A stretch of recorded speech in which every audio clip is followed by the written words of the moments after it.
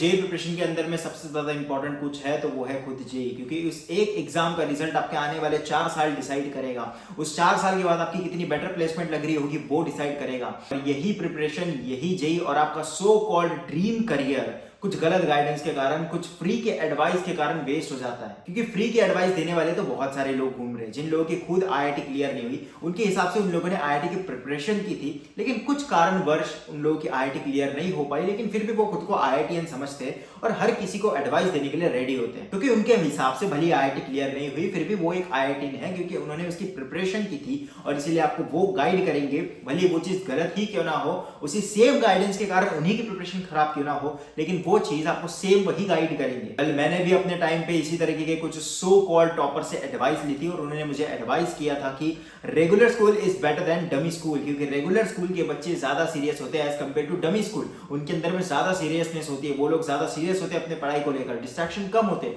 क्योंकि कंपटीशन हमेशा आसपास होती है और इसलिए हमें रेगुलर स्कूल लेना चाहिए। पहले हमें इतना ज्यादा कुछ पता होता नहीं है, तो यही सुनकर मैंने भी रेगुलर स्कूल ले लिया। अब पहले 1-2 हफ्ते में ये पता लग गया कि जो स्कूल में पढ़ाया जा रहा है उससे तो 10 में से एक भी प्रीवियस ईयर क्वेश्चन सॉल्व नहीं हो रहा, जेई मेंस लेवल का इवन। और जिस लेवल की पढ़ाई मुझे करनी पड़ेगी, जो मुझे ऑनलाइन पढ़ना पड़ेगा, वो पढ़ने का टाइम स्कूल नहीं दे रहा। और कहीं ना कहीं ये चीज रियलाइज हो गई कि उस एक दिन के एक एडवाइस के कारण मेरे पूरे 2 साल वेस्ट होने वाले हैं और ये आईआईटी हाथ से जाने वाली है। अब तो लकीली उस समय पे लॉकडाउन आ जाता है और उसके कारण मुझे स्कूल जाने की जरूरत नहीं पड़ी और फाइनली आईआईटी क्लियर हो गई। वरना जेई एडवांस तो दूर, जेई मेंस की कट ऑफ तक क्लियर नहीं है। गाइडेंस बहुत इंपॉर्टेंट होती है, क्योंकि जब आप इसे लेते हो तब आपको अपना इसके ऊपर में 1 साल 2 साल लगाना होता है, और वो गाइडेंस अगर गलत हो तो आपका आने वाला करियर, आपका जो गोल है वो तो हाथ से जाएगा ही, लेकिन वो जो 1 साल 2 साल का टाइम है वो भी जाएगा। और फाइनली अगर आपका रिजल्ट नहीं आता तो आप दूसरों को ये नहीं बता सकते कि मुझे दी हुई गाइडेंस गलत थी, मैंने गलत ट्रैक फॉलो किया, क्योंकि उस समय पे उसको एक एक्सक्यूज माना जाएगा और हर एंगल से गलती उस एस्पिरेंट की निकाली जाएगी जो इनएफिशिएंट था उस प्रोसेस को फॉलो करने के लिए, भले वो गाइडेंस पूरी तरीके से गलत ही क्यों ना हो। एंड दैट्स व्हाई जो भी आपका पर्टिकुलर गोल है, जिसने उस गोल को अचीव कर रखा है, आपको उसी से गाइडेंस लेनी चाहिए। वो आपको एक बेटर वे में बता पाएगा कि किस तरीके से आपको सारी प्रोसेस को फॉलो करना है, rather than एक ऐसे सो कॉल्ड बोर्ड टॉपर से जिसने आईआईटी की प्रिपरेशन तो की थी, लेकिन कुछ कारणवश उसकी आईआईटी क्लियर नहीं हो पाई। Well before this I am going to take a live class on the platform Unacademy, जिसके अंदर में हम ये डिस्कस करेंगे complete road map for JEE 2025 aspirants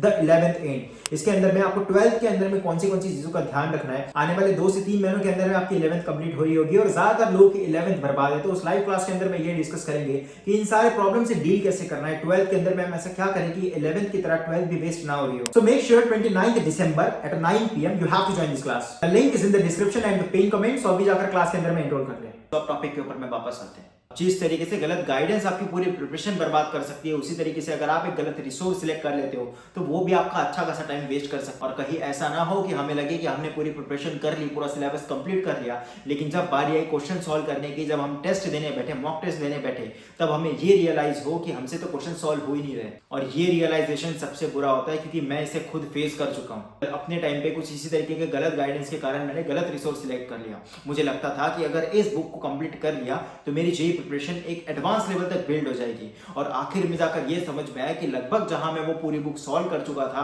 फिर भी मेरे से मेंस के प्रीवाइक्यूज तक सॉल्व नहीं होते थे। अगर कोई एक ऐसा एस्पिरेंट है जो पढ़ाई कर ही नहीं रहा, वो चीज एटलीस्ट उसे तो पता होती है कि मैं उतनी ज्यादा एफर्ट नहीं डाल रहा, तो मैं उतना एक्सपेक्ट भी नहीं कर सकता कि मुझे आईआईटी मिलेगी। लेकिन वही इसी गलत गाइडेंस के कारण जब कोई गलत रिसोर्स सजेस्ट कर देता है, तब एक एस्पिरेंट अपना 100% एफर्ट उसके ऊपर में लगाता है और फाइनली जाकर अगर उसे ये रियलाइज हो कि जिस एग्जाम के लिए मैं प्रिपेयर कर रहा हूँ, उस एग्जाम के लिए ये रिसोर्स सफिशिएंट ही नहीं है। जब एक जेईई एस्पिरेंट को ये रियलाइज होता है कि मैंने अपने 100% एफर्ट इसके ऊपर में डाले और फिर भी ये एग्जाम मेरे से क्लियर नहीं हो रही, मेरे इससे क्वेश्चन सॉल्व नहीं हो रहे, तो जो कॉन्फिडेंस गिरता है उसके बाद में फिर से कभी पढ़ने का मन नहीं करता। और इसलिए करेक्ट टाइम पे करेक्ट रिसोर्स सिलेक्ट करना बहुत ज्यादा इंपॉर्टेंट है। वो रिसोर्स ना ही बहुत ज्यादा हाई लेवल होना चाहिए जो जेईई एडवांस लेवल से भी बहुत ऊपर जा रहा है, ना ही इतना ज्यादा कम लेवल का होना चाहिए जिससे आपके एडवांस या मेंस के क्वेश्चन ही सॉल्व नहीं हो रहे। आज भी मेरे मिंटी जब मेरे पास में प्रॉब्लम लेकर आते हैं कि मेरे से क्वेश्चन सॉल्व नहीं हो रहे, और जब मैं देखता हूं तो 90% केसेस में प्रॉब्लम यही होती है कि उनका रिसोर्स उस लेवल का ही नहीं है जिस लेवल के मेंस में क्वेश्चन पूछे जाते हैं। और इसीलिए एक प्रॉपर रिसोर्स सिलेक्ट करना बहुत ज्यादा important. Now the third problem is कि क्वेश्चन ही सॉल्व नहीं हो रहे। थ्योरी तो पूरी कर ली, लेक्चर कर लिया, लेकिन क्वेश्चन सॉल्व नहीं हो रहे। फाइनली जब आप एग्जाम दोगे तो एनटीए को इससे कोई फर्क नहीं पड़ता कि आपने प्रिपरेशन कितनी कर रखी है,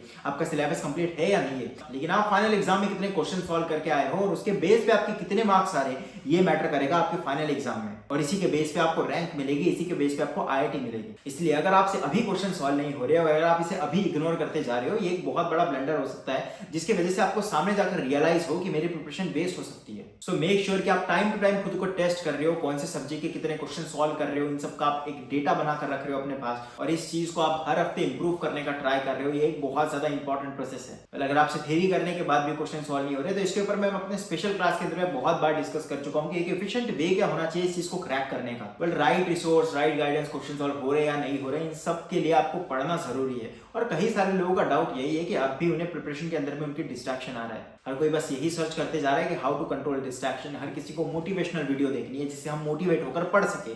मोटिवेशन 1 या 2 दिनों के लिए होता है, उससे ऊपर मोटिवेशन कभी टिक नहीं पाता। Inspiration is always greater than motivation. और इसलिए आप कोई भी एक मोटिवेशनल वीडियो देखकर 1 से 2 दिन तक पढ़ सकते हो, उसके बाद में उस चीज को कंटिन्यू नहीं कर सकते। And if you want motivation, let me tell you one thing, no matter what आपसे कितनी पढ़ाई हो रही है नहीं हो रही है, लेकिन कई सारे एस्पिरेंट्स अब भी ऐसे हैं जो हर दिन के 15-16 घंटे अभी भी पढ़ रहे हैं, क्योंकि इन्हें पता है कि उन्होंने प्रिपरेशन लेट स्टार्ट की है, उनके बैकलॉग क्रिएट हो चुके हैं, और उसी कारण से वो लोग अभी ज्यादा एफर्ट डाल रहे हैं। और अभी ज्यादा एफर्ट डालने के कारण सामने जाकर उनकी प्रिपरेशन ऑन ट्रैक आ जाएगी, और एक पॉइंट ऐसा आएगा कि पॉसिबल होगा कि वो लोग अंडर 500 रैंक पे ला सकते हैं जेईई एडवांस के अंदर। For distractions, let me tell you one thing, कि जितना भी आप शॉर्ट कंटेंट कंज्यूम कर रहे हैं ये आपके डोपामाइन लेवल को बढ़ाते जा रहा है और आपका फोकस टाइम कम होते जा रहा है। तो आपको अभी अब जितना भी आप शॉर्ट कंटेंट कंज्यूम कर रहे हो उसको कंप्लीटली बंद करना पड़ेगा। रील्स, शॉर्ट कंटेंट, ये सब कुछ बिल्कुल नहीं देखना। इंस्टेड अगर आपको एंटरटेनमेंट चाहिए तो आप लॉन्ग वीडियोस देख सकते हो, लॉन्ग एपिसोड देख सकते हो, लेकिन शॉर्ट कंटेंट आपके डोपामाइन लेवल को बढ़ाएगा और फोकस टाइम को कम करेगा। अगर आप लॉन्ग वीडियोस या एपिसोड देखते हो तो आपका सिर्फ उतना ही टाइम जाएगा जितने टाइम के लिए आप उसे देख रहे हो, लेकिन अगर वही आप शॉर्ट कंटेंट देखते हो तो 5 मिनट करते करते आप आधा एक घंटा वैसे वेस्ट कर चुके होते हो, और उसके बाद भी जब आप पढ़ने बैठते हो तो आपका फोकस टाइम जो है वो बिल्कुल खत्म हो चुका होता है, और इसके कारण आप फोकस नहीं कर पाते अपने पढ़ाई के ऊपर में। और इसी के साथ आपको म्यूजिक सुनना भी बंद करना पड़ेगा, क्योंकि music is not for you. कि जब आप पढ़ने बैठोगे उस म्यूजिक को बंद करने के बाद भी फिर भी आपके दिमाग में वही घूम रहा होगा, और इस समय पे आप इतना बड़ा रिस्क नहीं ले सकते कि आपकी प्रिपरेशन के अंदर में कोई दूसरी चीज आकर आपको डिस्टर्ब कर रही हो। यही कुछ 2 to 3 स्टेप्स थे डिस्ट्रैक्शन को कंट्रोल करने का। अगर डिस्ट्रैक्शन को कंप्लीटली बंद करना है तो डिस्ट्रैक्शन से फोकस रख के अपने पढ़ाई के ऊपर में लगाओ, डिस्ट्रैक्शन ऑटोमेटिक हट जाएगा। एंड फाइनली जेईई की प्रिपरेशन हम जितना ज्यादा सोचते हैं उतनी ज्यादा कॉम्प्लिकेटेड और डिफिकल्ट नहीं होती। बस आपको एक प्रॉपर गाइडेंस की जरूरत है ताकि आप अपना मैक्सिमम एफर्ट देकर एक अच्छा आउटपुट ला पाए। So stay tuned for the upcoming JEE 25 road map video, जिसके अंदर मैं आपको कंप्लीटली बताऊंगा कि किस तरीके से आप 12th में बेटर परफॉर्म करके एक अच्छी रैंक ला सकते हो। और अगर आपको ये जानना है कि आप अपने स्टडी टाइम को किस तरीके से इंप्रूव कर सकते हो तो you can watch this video. So make sure you subscribe this channel. This is your undergraduate student at IIT Madras signing off.